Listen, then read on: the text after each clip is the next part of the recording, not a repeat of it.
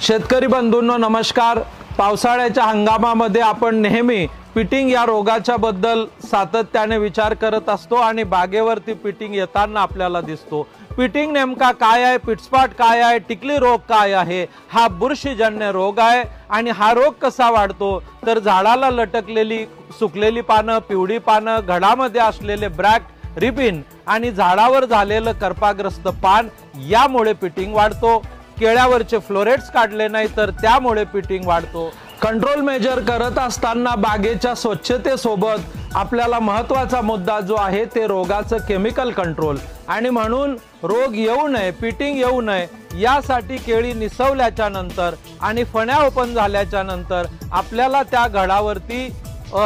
साधारणपणे एक बुरशीनाशक आणि एक कीटकनाशक म्हणजे जर आपण मेरिऑन म्हटलं तर 15 ते 20 ml 15 लिटर पाण्यामध्ये, डेसिस 5 ml 15 लिटर पाण्यामध्ये किंवा आपण थायमिथेट फिनॉल टॉप्सिन नावाची पावडर घेतली तर 10 ते 15 ग्रॅम 15 लिटर पाण्यामध्ये, त्याच्यासोबत स्पिनोसॅट 10 ml अशा पद्धतीने एक इन्सेक्टिसाइड एक फंजीसाइड किंवा आपण